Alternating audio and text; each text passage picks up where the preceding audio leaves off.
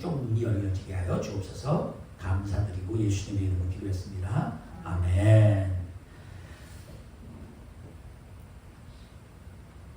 지난주에 이어서 오늘 여러분과 함께 은혜 받을 말씀은 고린도후서 11장 4절.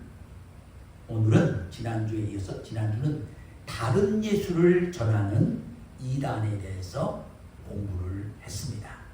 오늘은 다른 영을 전하는 이단에 대해서 공부하면서 저희들에게 하나님께서 영적인 분별력을 주시도록 기도하기를 원합니다. 아멘. 성령과 다른 영을 분별하라. 여러분, 예수님을 영접하는 사람은요, 정말 예수님을 자신의 구주로, 예수님이 나의 죄를 위해 십자가에 죽으셨고 이제 나는 용서받은 죄인으로서 예수님의 죄사함의 은혜로 하나님의 자녀가 됐고 하나님을 아버지로 믿고 이렇게 되면 내 속에 어떤 영이 들어와서 그렇게 된 거예요? 성령, 예수님의 영, 성령이 들어오셔서 역사하시고 함께하기 때문에 그런 일이 벌어진 거예요. 그런데 다른 예수나 다른 것을 받아들이면 그거와 함께 다른 영이 들어와요. 그래서 우리는 반드시 이게 성령의 역사인지 다른 영의 역사인지 분별을 해야 되고, 사도 바울은 이것을 알고 고린도 전서 14장에 12장부터 14장까지 성령을 통하여서 이루어지는 성령의 은사들 중에 영분별의 은사도 주님이 말씀을 하셨어요. 그러니까 어떤 영이 역사하기 때문에 저런 일이 벌어지는가. 예를 들면 마가복음 5장에 나온 거라사 광인이 무덤가에서 소리 지르고 자기 몸을 막 자해를 하고 그야말로 정말 눈 뜨고 볼 수 없을 만큼 흉측한 모습으로 있는 그 삶을 보면 왜 저런 삶을 살지? 그 속에 무슨 영이 붙들고 있어서 그래요?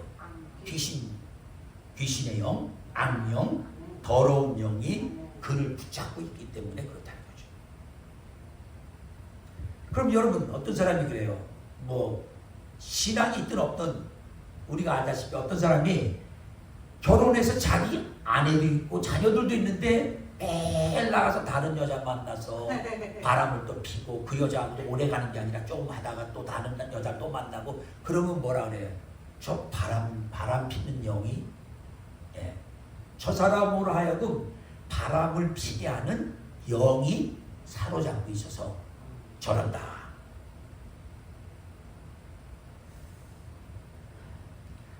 예를 들면 어떤 사람이요, 도둑질해서 잡혀서 감옥에 갔는데 또 나와서 또 하고 또 하고, 그래서 뭐 그냥 아니 절도 뭐 10번, 20번, 30번, 아니 뭐 걸려서 잡혀서 들어간 것만 10번이지, 그러니까 안 걸린 것까지 따지면 얼마나 많은 절도를 했겠어요. 그러면 우리 그렇지 않은 사람이 볼 때는 참 이상하다. 우리는 그런 유혹을 받더라도 이거 도둑질하면 안 돼. 아유, 저 좋은 거 갖고 싶지만 난 도둑질 안 해. 이러고 거기서 멈추는데 저 사람은 뭐가 저 사람을 붙잡고 있길래 저렇게 끊임없이 저렇게 남의 걸 절도하다가 감옥을 자기 집 드나들듯이 하지? 도덕의 영이 붙잡다는 거죠. 그러니까 우리 인간이 행동하는 모든 행동 속에는 어떤 영이 우리를 지배하고 다스리고 우리를 끌고 가고 있는가, 그 영에 의해서 지배를 받는데, 우리 예수 믿는 사람은 누구의 지배를 받아야 돼요? 성령. 아멘? 성령의 지배를 받아야 돼요. 그러니까 고린도 교회 성도들도 사도 바울과 다른 사도들을 통해서 예수님을 영접했을 때 그들도 시작은 성령의 지배를 받고 시작했기 때문에 고린도 전서에 보면은 막 은사들이 막 나타나고 그러잖아요. 많은 사람 은사도 있고. 그런데 지금 고린도후서 11장 4절에 보니까 사도 바울이 우리가 전하지 않은 다른 예수, 다른 영, 다른 복음을 너희에게 전했더니 너희가 잘 용납하고 받아들이는구나. 그러니까 벌써 그 교회 속에 사탄이 역사하기 시작해갖고 다른 예수가 증거되고 다른 영이 들어와서 그들을 지배하게 되고 그 다음에 다른 복음이 들어오고 있었다는 거죠. 그래서 오늘은 그 중에서 영분별, 영. 그 다음에 이제 우리가 이래요. 난 진짜 순종하고 싶은데 어제 또 회개했는데 그동안 순종하지 못하고 내 마음대로 살고 회개했는데 또 보니까 또 불순종했네. 왜 그래요? 불순종의 영이 우리를 붙잡고 있어서 그래요. 여러분 성령이 역사 안 하면요 결국 우리는 불순종해요. 제가 아까 우스갯소리지만 GP 모임을 내일부터 참석해야 되는데 가기는 싫어. 가서 그 앉아있으면 정말 진짜 재미없어요. 나 그렇게 재미없는 미팅 처음 봤어. 우리 한국 총회는 그래도 중간중간 회의하다가 뭐 좀 잠깐 뭐 찬양도 한 번 하든지 뭐 좀 잠깐 이렇게 뭐 있는데 이건 그것도 없어. 시작하면 딱 끝날 때까지 4-5시간 6시간은 그냥 쫙 해버려. 그리고 무슨 얘기만 하고 뭐 그냥 쫙쫙쫙쫙 지나가요. 무슨 재미가 있는 것 같아요. 근데 내가 가서 순종하는 척하고 참석한다고 하고 앞에 1시간 참석하고 싹 도망가 버린 거예요. 불순종하는 거예요. 그게 바로 불순종의 영이 나를 붙잡고 내가 불순종하는 삶을 살면 그런 짓 하죠. 다 그런 거예요. 가긴 갔거든. 분명히 갔다구나. 가서 딱 참석한다고 딱 만나고 등록했거든. 근데 아이고 조금 지나가 힘드니까 튀어나왔어.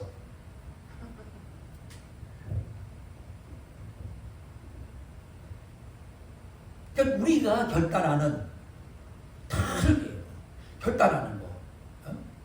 결단하고 이제는 순종하겠습니다 해놓고 또 못할 때 내가 너무나 그동안 불순종을 자꾸 하니까 뭐예요? 불순종의 영이 나를 잡아버려요. 습관이 돼버리는 거예요 그냥.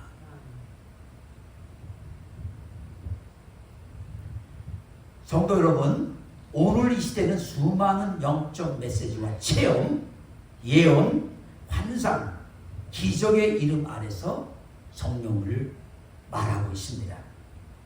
그런데 우리가 분명히 알아야 될 것은 모든 영이 성령은 아닙니다. 사도 요한도 이렇게 말했어요. 요한일서 4장 1절에 사랑하는 자들아 영들을 다 믿지 말고 오직 영들이 하나님께 속하였나 시험하라. 그걸 보고 우리는 이게 성령인가 아니면 다른 영인가를 구분하는 거죠. 또 사도 바울은 고린도 교회가 다른 영을 너무 쉽게 받아들였다고 지금 책망하고 있습니다. 오늘날 이 말씀은 우리에게도 경고가 됩니다. 바울 당시 고린도 교회에 퍼졌던 다른 영의 정체, 고린도 교회는 영적 체험과 은사를 중시하는 교회였습니다.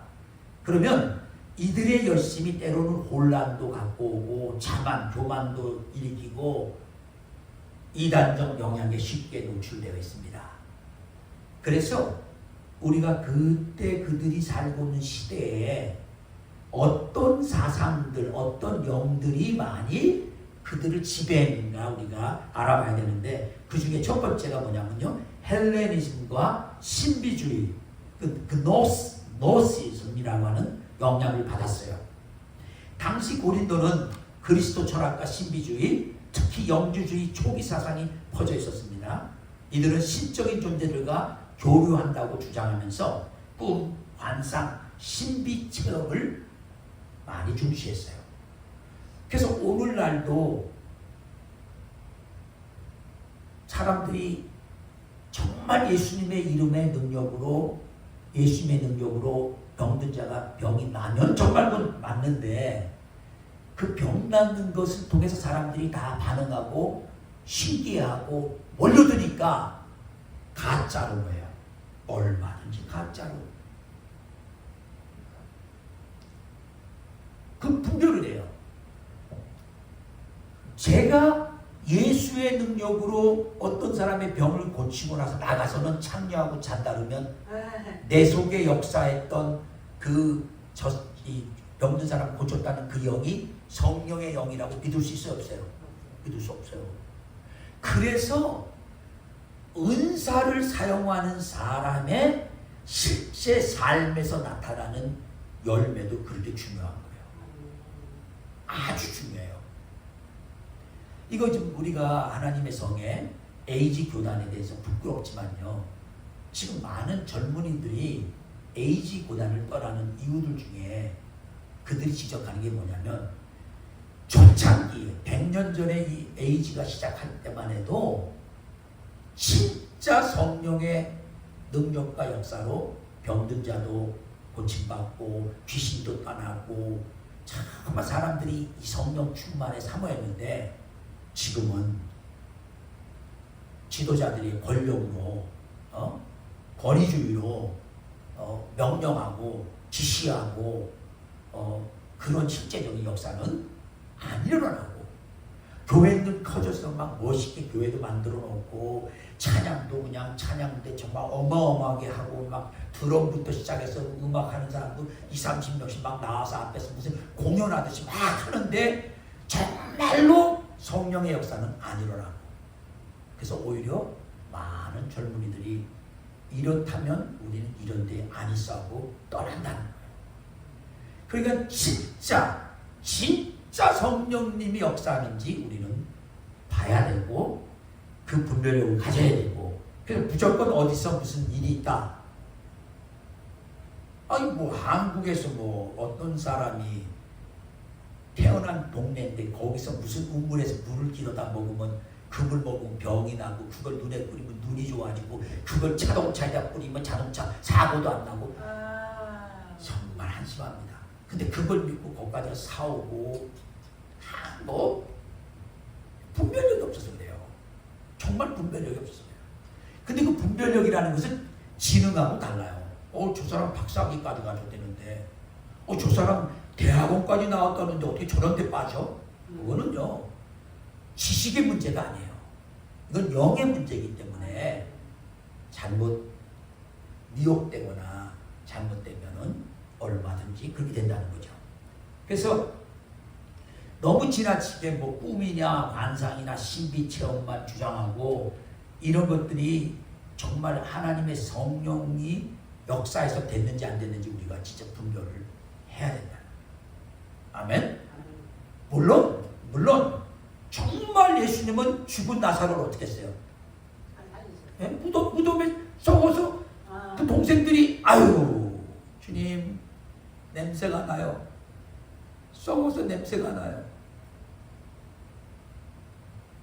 무덤 문을 열어라. 아유 냄새가 나요.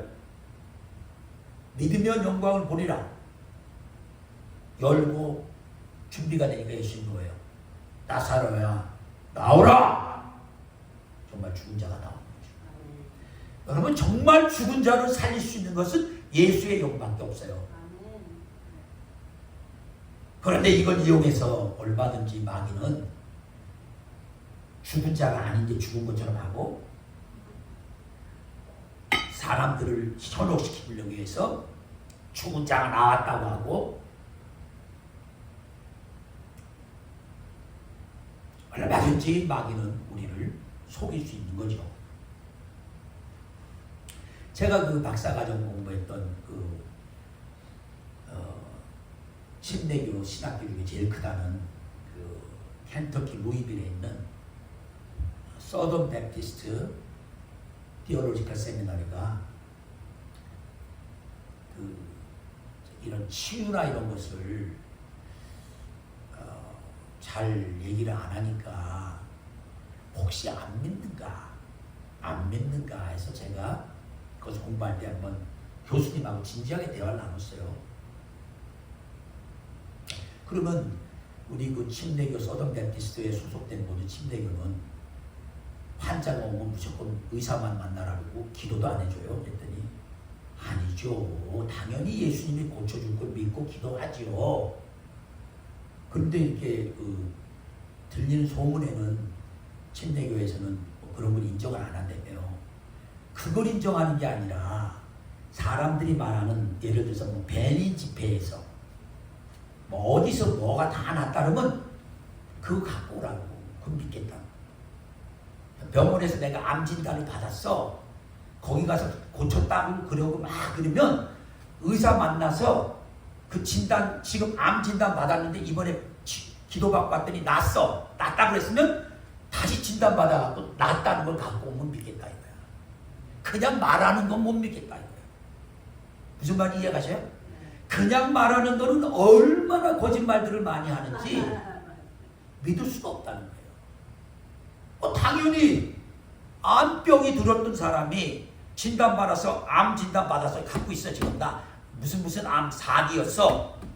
근데 기도를 받고 왔는데 낫다서 병원에 갔더니 병원에서 다시 진단했더니 뭐야? 너는 암에서 완전히 깨끗해졌어. 그 진단 갖고 오면 이건 하나님만이 할 수 있어. 아멘. 그거 믿겠다는 거야. 근데 뭐 그냥 무슨 뭐 집회 갔는데 무조건 낫다 막 하고 뭐 떠들어대고 뭐 막 하는데 그거는 우리가 모르겠다. 이해 가셔요? 그러니까 정말 성령께서 하시면 반드시 나요. 반드시 나요.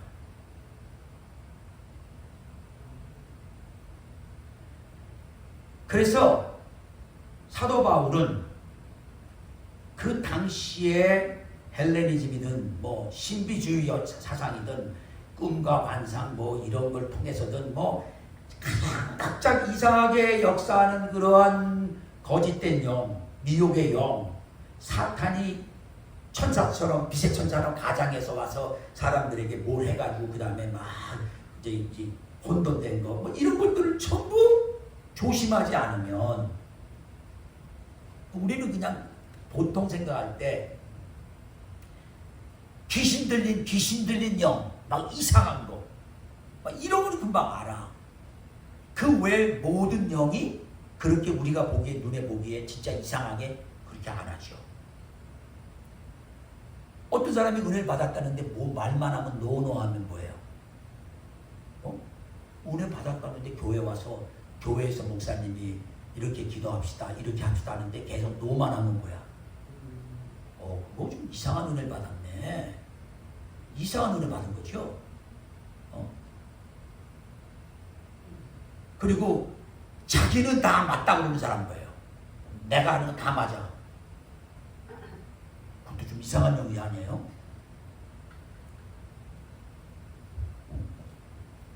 나는 하나님의 말씀도 다 알아 그러는 거. 그 무슨 영이라 해요? 교만의 영이라 해요. 교만의 영.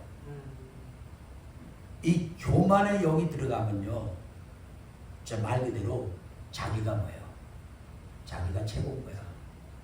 자기 기준이 아니면 다 틀린 거야. 쟤는 저래서 틀려, 얘는 저래서 틀려.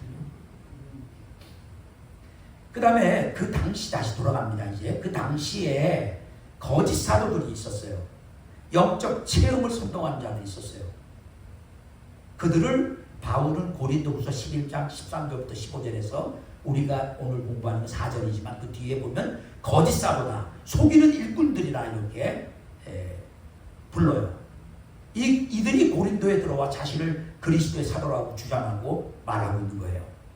그러면서 사도 바울보다 더 강력한 은사, 더 화려한 말솜씨, 더 감동적인 체험을 말하면서 너네는 사도 바울한테 은혜 받았어? 사도 바울은 우리 나에 비하면 아무것도 아니야. 내 발바닥 좀 돼. 우리는 이렇단 말이야. 우리 말을 들어. 그러니까 그들은 성령을 빙자해서 다른 영을 전파하고 결국 교회에 뭐를 일으켜요? 분란과 혼란과 분열을 일으키는 거예요.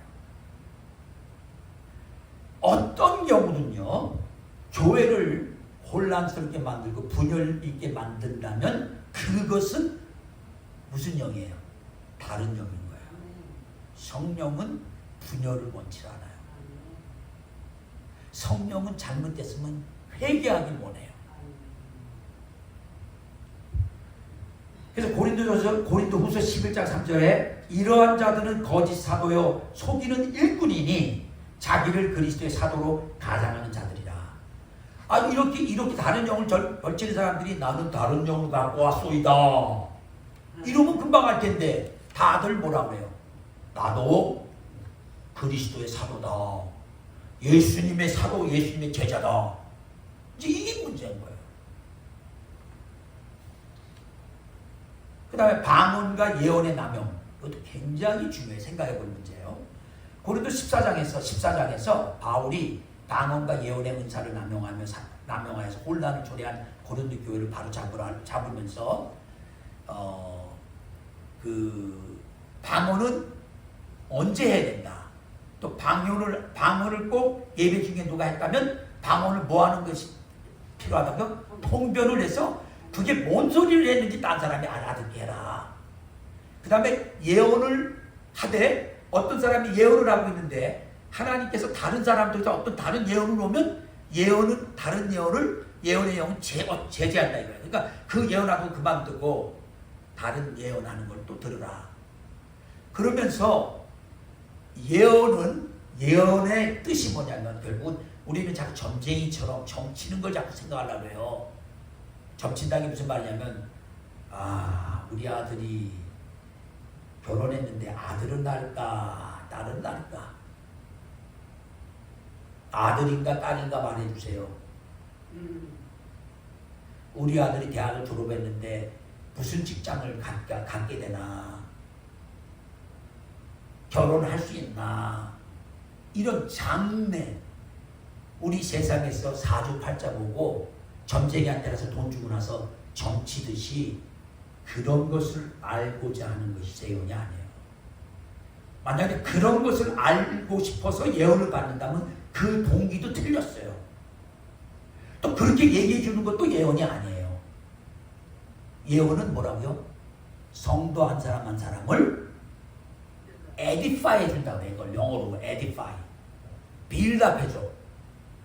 말씀과 주님 안에서 견고하게 세워주는 거예요.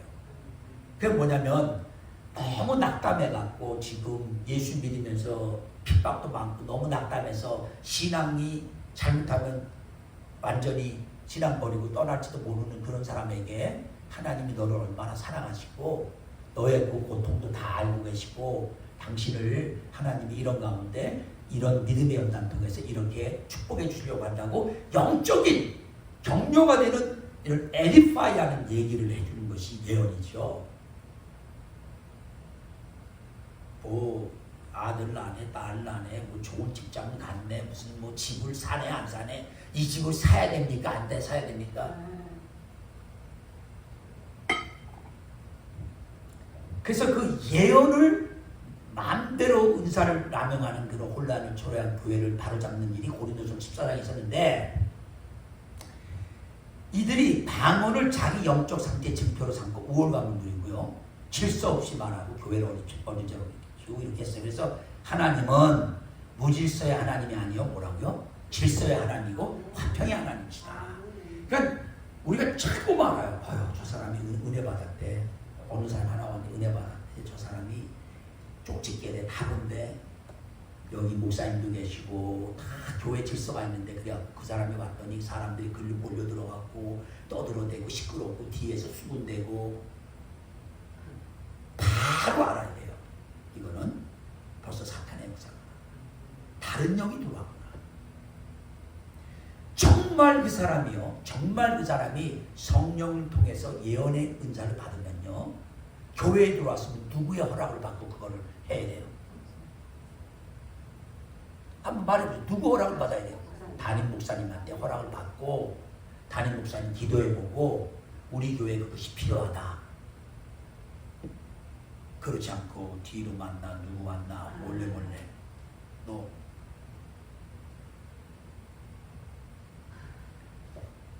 그래서 우리가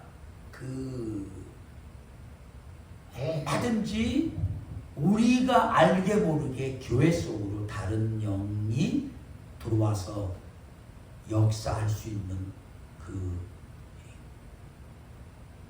그런 기회가 그런 일들이 그런 것이 얼마나 많이 일어나는가 우리가 알아야 돼요. 굉장히 중요해요. 그래서 질서의 하나님도 알아야 돼요. 목사님 알 필요 없어. 우리끼리 하면 되는 거지. 벌써 그 말이 뭐예요? 우리끼리 하면 되는 거지가. 거기에 벌써 다른 영이 역사하기 시작하는 거예요.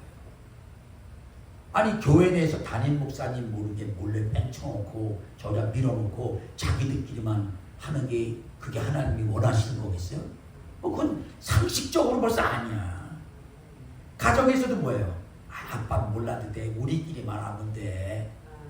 아니 엄마가 예를 들어서 자녀들하고 아버지 몰라도 돼 하고 아버지 밀어치고 맨날 쑥닥쑥닥해서 뭔 일 벌여놓고 그게 큰 사고 내면 결국 책임은 누가 다져요? 아빠가 다지는 거야. 그러니까 그런 거 그게 다 그게 깨는 거예요. 그게 질서를 깨고 자, 그 다음에 요 생각할 것은 예수님 말씀하신 성령의 진짜 역할을 한번 생각해봐요. 자, 우리가 지금 다른 영이 들어와서 이런저런 얘기 내가 많이 했지만 그러려면 기준이 있잖아요. 성령이 그럼 어떤 분인가? 성령이 어떤 일을 하는가만 정확히 알면 그거와 비춰볼 때 아니면 뭐예요? 다 다른 영이구나. 예수님이 요한복음 14장 26절에 뭐랬냐면요. 성령께서 오시면 말씀을 기억나게 하시고 가르쳐 주신다. 결국은요. 하나님의 말씀이 깨달아지고 그거를 그 뜻을 깊이 알려고 하면 성령의 역사가 반드시 있어야 된다. 그 다음에 요한복음 15장 26절에 예수님을 증거하신다. 성령이 오시면요. 성령은 우리로 하여금 누구를 드러내게 한다고요? 예수님을. 만일 아멘. 그 사람이 무슨 뭐 이런 기적 저런 기적 다 사람들이 보게 했는데 예수님을 증거하지 않고 결국 끝나고 났는데 모든 사람 마음에 예수님 생각은 안 나온 거예요. 저 사람 대단하네. 그건 뭐예요? 벌써 틀린 거예요. 벌써 틀려서 페일했어. 정말로 그 사람은 도구로밖에 쓰임받은 게 아니라니까요. 여러분 성령의 역사로 모든 일이 일어났다면 도구로 쓰임받은 사람은 말 그대로 도구라니까요. 그냥 그 사람이 한 게 아니라니까요. 예수님을 당연히 뭐 해야 돼요? 증거해야 된다. 겸손해서 억지로 겸손해서 예수님을 드러내는 척하는 게 아니라 그게 너무나 당연하고 그것이 진실이기 때문에 그렇게 할 수밖에 없다는 거예요. 그래서 오히려 여러분이 그렇게 그런 기적을 일으켰다고 치고 예를 들어 저를 칭찬했을 때 내가 그러면 그렇지 내가 당연히 그 화가 나야 돼요. 내가 언제 내가 했다고 왜 나를 칭찬하십니까? 이해가셔요? 왜 나를 칭찬하냐고 예수님을 칭찬해야지. 이렇게 화를 정말 내야 돼요. 근데 우리는 슬며시 그 칭찬을 즐겨가면서 눈빛을 보니까 사람들이 다 나한테 뿅 갔거든. 또 나를 부르겠구만. 나는 집으로도 부르겠구만. 무서운 겁니다. 그러고 나서 뭐예요? 그 다음서부터는 돈이 오고 가요. 돈. 병 고쳐준다는 돈 내놓고 귀신 쫓아다니는 돈 내놓고 예수님 돈 받고 병 고친 거 봤어요? 성경에 한 번이라도? 우리 여기 정직합시다. 예수님 돈 받고 병 고친 거 봤어요? 예수님 귀신 들린 자 좀 돈 받고 받는 거 하는 거 봤어요? 전혀. 예수님은 메시아로서 하나님의 아들로서 천지 우주 만물을 말로 그 말씀으로 창조하신 창조주로서 마땅히 칭찬도 받고 대접도 받고 영광을 받아야 되는데도 불구하고 병든 자나 귀신 들린 자나 도움이 필요한 사람들이 왔을 때 한 번도 그들로부터 그런 걸 받은 적이 없어요. 그냥 하나님의 사랑으로 고쳐주신 거예요. 그러니까 예수님을 증거하지 않으면 이건 다 가짜예요. 가짜. 그리고 요한복음 16장 8절에 보면 죄와 의와 심판을 깨닫게 한다 했어요. 여러분 성령이 역사한다는 것이 바로 내가 죄를 깨닫는 거예요. 아 내가 잘못했구나. 내가 정말 나만 위해서 사는구나. 내가 이기적이구나. 내가 욕심쟁이구나.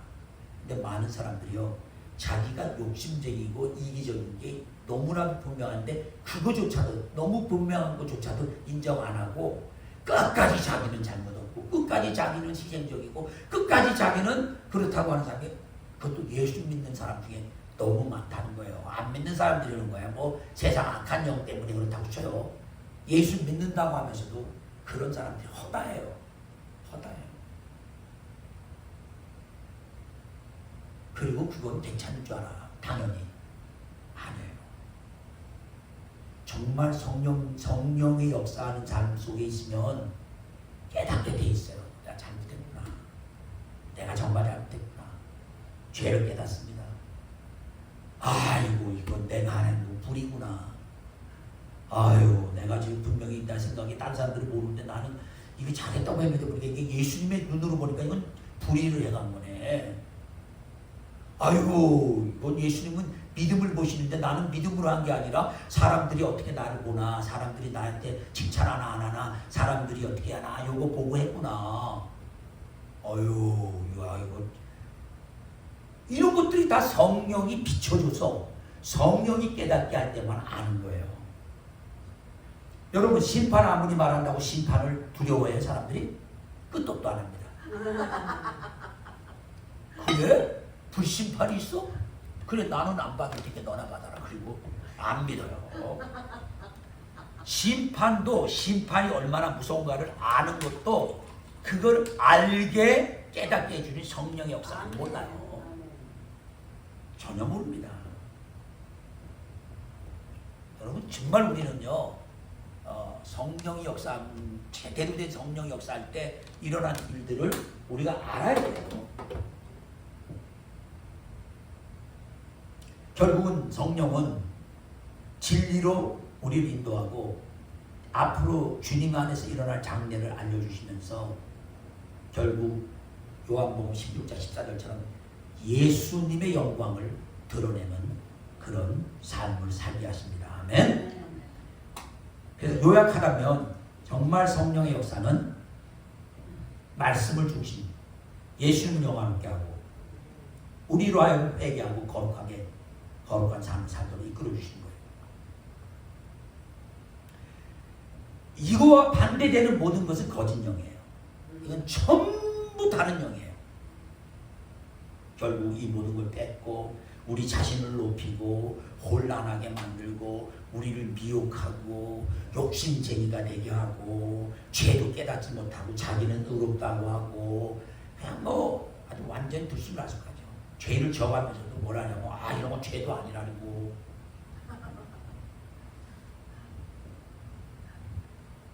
그러면 여러분 마음에 이제 이게 다 영을 분별할 때 이게 제대로 된 영인가 아닌가는 여러분이 테스트해봐요. 내가 누굴 만나서 무슨 얘기 잔뜩 들었는데 그 사람이 하는 얘기 다 듣고 났는데 예수님께 영광이 올라가고 예수님을 더 알고 말씀을 막 깨닫게 되고 막 영적으로 하나님과 더 가까워지고 내가 막 거룩한 삶을 살고 싶고 내 잘못된 죄를 깨닫고 회개하고 이제 올바로 살아야지, 이런 걸 가르쳐 줬는지 그냥 나 기분만 좋게 나 대단한 사람이야 내가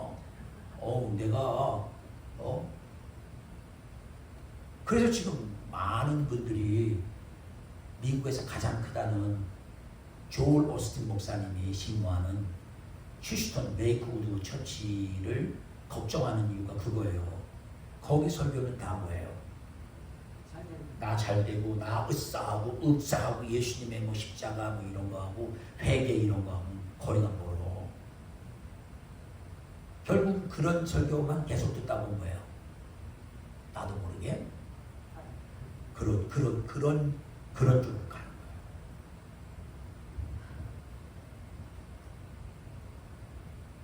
그 다음에 무조건 잘 사는 얘기만 하면 어떻게 돼요? 가난한 사람들은 소리 들으면 어때요? 가난한 사람은 그런 소리 들으면 어때요? 정말 뿅 가죠. 이 교회 지금 100만 장자가 10만 명이 이 교회에 있는데 말이야. 이들이 다 여기 올 때만 해도 거지였는데 이 교회에 와서 축복받아서 그렇다면요, 나도 부자 되려고 다 와.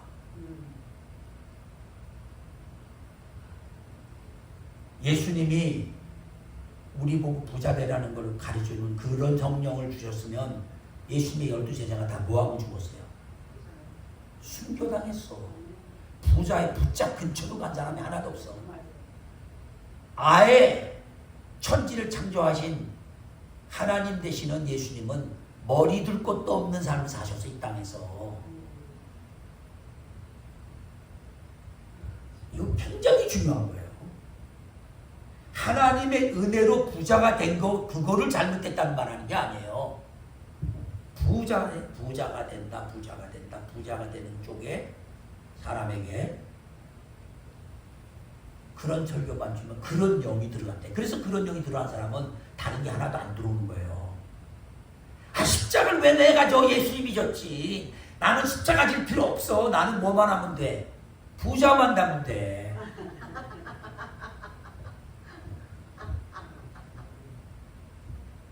저는 조영기 목사님이 그런 의미로 그 우리나라 교회 초창기에 어려운 사람들에게 축복받는 복음을 전했다고 보진 않아요. 진짜 그때는 너무나 어렵기 때문에 지옥이 따로 없어. 그 우리나라 6.25 끝나고 아무것도 없는 그 거지 같은 상태에서 사는 그게 지옥이었기 때문에 지옥이 따로 없었어요. 거기다 병도 얼마나 많이 걸렸는지 몰라. 뭐 폐결에 걸리면 다 죽었어요. 그러니까 예수 믿고 병도 낫고 직장도 제대로 갖고 집도 마련할 수 있고 이건 정말 큰 소망이죠. 그러나 문제는요, 그렇게 올바른 그런 무슨 뭐 부자만 되는 거를 말하려고 전한 복음은 아니었지만 그러다 보니까 나중에는 다 뭐예요? 교회 와서 부자 되는 거. 오죽하면 집을 사는 게 집사내잖아요. 당시 교회 와서 집 사려면 집은 살 수 있어. 집사. 그 정도가 된 거예요. 그러니까 이게 우리는요, 똑같은 건데 잘못된 것으로 이렇게 전파가 되고 저서히 그거에 꼴이 나다 보면 결국은 이상한 영에 붙잡히는 거예요. 그래서 우리나라는 지금도요, 무속 혼합된 기도원들이 많아요. 그러니까 참 우리나라 무당들 전치는 이런 것들하고 연결돼 갖고 그런 식의 기도원이 많고, 가면 사주팔자 본다고, 그 다음에 예언운동 그래갖고 입신한다. 근데 이게 다 사실은 하나님이 필요하면 필요할 때 하시는 역사들인데 이거를 그냥 한마디로 세상 전보듯이 이렇게, 그 다음에 꿈, 귀신 불멸, 무속적 체험, 성령 체험으로 왜곡해서는 이런저러한 얘기들, 그 다음에 지도자의 말이 곧 성령의 말씀이라고 말하는 거, 이것도 안 돼요. 여러분, 제가 아무리 여러분의 존경을 받고 싶고 권위를 받고 싶어도 내가 뭐 얘기했다고 내가 말한 게 하나님 말이야 이렇게 말하면 안 돼요. 무슨 말인지 이해가세요? 하나님의 말씀이 전해졌는지 안 해졌는지는 말씀에 돌아와서 다시 확인을 해봐야 돼. 그게 그 말씀인지. 제가 여러분 보고 비타민 C를 먹으면 몸에 좋아요. 이게 하나님 말이에요? 아니요. 그건 건강상 비타민 C가 몸에 면역력 때문에 좋대더라. 누구나 말할 수 있는 거예요. 그러니까 어떤 교회들은요, 너무 지나치게 그 교회 지도자의 말이 곧 성령의 말씀인 것처럼 해갖고는 그분이 말했다는 그냥 다. 성경에서 이미 기준을 뒀어요. 사도행전에 누가 무슨 말을 하든지 뭐예요? 성경 말씀으로 가서 뭐 하라고요? 확인해 보라는 거예요. 그게 진짜 그 말씀인지. 또 일부 여성 교주가 있어요. 그래서 성령의 어머니래요. 극단 은사주의들. 성령 체험을 강요해서 웃고 방언하고 이거 이제 성령의 진짜 임재로 넘어질 수 있어요. 그런데 그렇게 유도하는 억지로 유도하고 성령의 정말 원래 말했던 아까 말씀을 깨닫고 회개하고 정말 믿음이 아니면 이거 잘못됐다고 하는 이런 성령이 원래대로 하고자 하는 것 대신 자꾸 체험 뭐 없어? 뭐 일어나는 거 없어? 이제 이런 식으로 이제 이런 것들이 한국에 지금 아니 그래서 기도원에 가서 조심해라 하는 말이 그런 말이에요. 내가 분별력만 있으면 정말 좋은 기도원들도 많이 있죠. 그 다음에 미국의 경우는 제가 조심스러워서 아직 그 교회들의 이름은 내가 대고 싶진 않아요. 그러나 거기도 똑같아요. 원칙은 너무 지나치게 그 체험을 강조해서 뭐 모임 중에 황금가루가 막 떨어진다, 뭐 하늘에서 무슨 성령의 깃털 같은 게 막 떨어진다, 뭐 그냥 뿌옇게 안개가 끼는데 이게 성령의 안개가 꼈다, 좀 너무 그러니까 뭐예요? 뭐 우리 지난번에 어떤 성도가 자기 그 동네 부자 동네 사람들이 있는데 갔더니 천사가 막 뭐 모여갖고 막 거기 뭐 기도하는데 막 천사가 꽉 찼다고 막 그런 얘기 했다 그러잖아요. 뭐 그런 것들요. 조심스러워요. 그렇지만 나는 무조건 그거 다른 영이라고 말하고 싶진 않아요. 내가 가서 확인하고 본 게 아니기 때문에. 근데 그런 가능성이 있다는 거예요. 그 다음에 더더욱 재미있는 건요. 성령을 내가 부르면 막 오고 내가 성령을 이렇게 하라고 하고 이게 진짜 맞을까요? 내가 명령을 해 성령님한테 성령님 이거 하시오.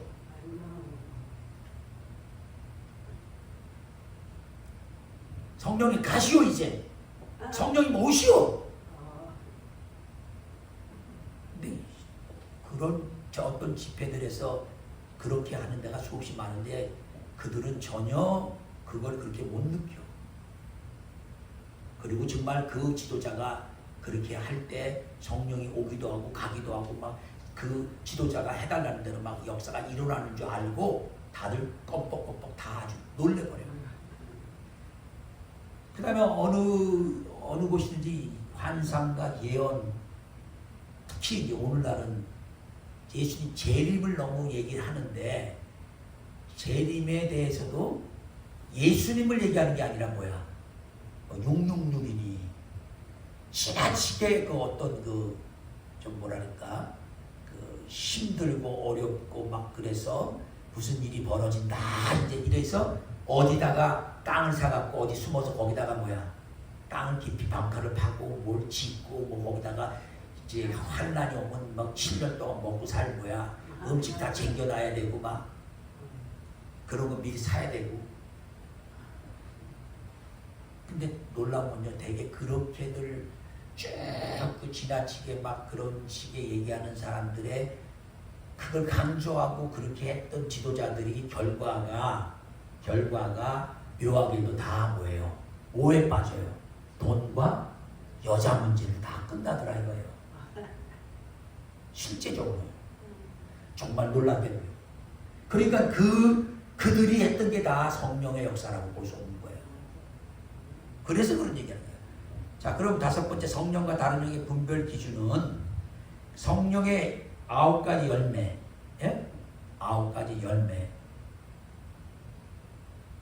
무슨 말이냐면 성령의 은사는 은사기 때문에 쓰임 받아서 막 일어나기 때문에 아직까지 몰라. 예? 열매는 뭐예요? 결과니까 뭐야? 아는 거예요. 자, 그럼 다시 이제 더 쉽게 설명할게요. 여러분, 아까도 말했어요. 제가 여러분 앞에서 죽은 자까지 살리는 놀라운 기적을 보여드렸어. 예수님의 능력으로. 그랬는데 내가 나가서 아까도 말했지만 다른 무슨 여자랑 바람이 났다. 그럼 뭐예요? 그 죽은 사람 살린 게 바람의 영이지 뭐 그게 성령의 역사예요. 그러니까 열매는 그 사람 사는 사람의 삶 속에 보여진단 말이에요. 그러니까 그 사는 사람이 어떤 열매를 맺는가 보고 그거를 확실하게 뭐 하는 거예요? 알 수 있는 거예요. 아멘? 그러니까 다른 사람들요, 다른 사람 칭찬도 너무 좋아하지 마세요. 다른 사람들이 막 띄워주고 뭐 대단한 사람이라고, 당신은 500년 만에 한 번 태어날 사람이다, 뭐 1000년 만에 한 번 태어날 사람이다, 어쩌면 그렇게 말씀을 잘 전하냐, 어쩌면 그렇게 당신 통해서는 막 다 소용없어요. 그 사람의 삶 속에 어떤 열매를 진짜 맺고 있는가. 사랑과 배개와 순종과 오래 참음과 양선, 충성, 온유, 절제. 정말 이런 열매가 정말 삶 속에서 성령으로 인해서 맺어지는 삶을 사는 그 사람을 통해서 성령의 은사가 일어날 때 우리는 올바른 은사라고 하죠. 근데 오늘날요 많은 사람들이요 이것도 막 후려치고요. 뭐라냐면 어쨌든 간에 죽은 자가 살아났으니까 그거는 성령의 역사 맞잖아. 이렇게 해서 열매를 생각 안 하고 은사를 가진 거에 더 뭐 한다고요? 관심을 갖는다. 사실은요 은사는 아무것도 아니에요.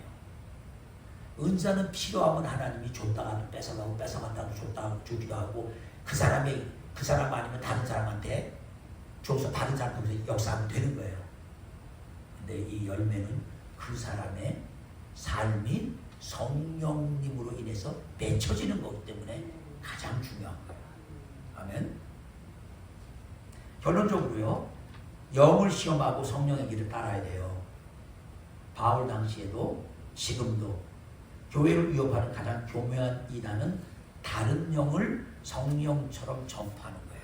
다른 영을. 우리는 반드시 분별해야 돼요.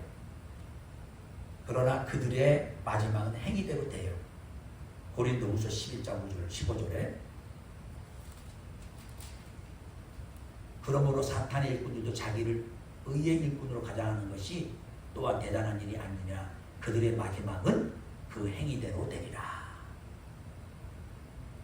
적용과 결단입니다. 나는 진정 성령의 역사에 따라 살고 있는가? 거짓 체험과 미혹 앞에 분별력을 갖고 있는가? 우리 가정과 교회는 진리의 성령을 따르고 있는가? 영들을 다 믿지 말고 시험하라. 아멘. 여러분, 그래서 결론적으로 제가 각자 상황이 다르기 때문에요. 각자 삶 속에 가장 자기 삶 속에 자기가 가지고 있는 그 문제 있잖아요. 문제 해결이 더 중요한 게 아니라 문제 자체가 지금 있어도 그 문제 앞에 서 있는 내가 성령의 인도함을 받고 성령 충만함으로 사느냐 안 사느냐 이게 중요한 거예요. 요 문제만 해결받으려고 온갖 요런 짓 저런 짓 다 해봐야 뭐야? 안 돼요. 이게 되게 중요해요. 이게 의료적으로 말한다면요. 제가 당이 있으면 아무리 약을 먹어서 컨트롤해도 나의 근본 문제는 뭐예요? 이 당분이 들어왔을 때 내 췌장에서 인슐린이 나와서 이거를 다 뭐예요? 정상적으로 컨트롤을 못 하잖아요. 뭐 이거를 뭐 요렇게 해보고 저렇게 해보고 다 해본다고 해서 근본적으로 낫진 않아요. 내가 올바른 처음부터 올바른 당이 생기지 않도록 올바른 삶을 살았어야지. 이미 걸리고 난 거예요. 제가 뭘 얘기하냐면요. 그 문제를 이렇게 저렇게 해결해 보려고 자꾸 그렇게 하지 말고 그 문제 앞에서 내가 올바른 삶을 살아야 되는 거예요. 영적으로도 육신적으로도 정신적으로도. 그러려면 우리는 성령의 인도를 받고 성령과 함께 해야 돼요. 그래서 로마서에서는 사도 바울이 우리가 크리스찬이다. 예수 믿는 사람이다 하면 반드시 예수 믿는 사람은 누구의 인도함을 받아야 된다고요? 성령의 인도함을 받아야 된다. 아멘. 그래서 다른 영을 절대적으로 허락해서는 안 됩니다. 기도하겠습니다. 주님 감사합니다. 오늘은 고린도 후서 11장 4절에서 다른 영을 쉽게 받아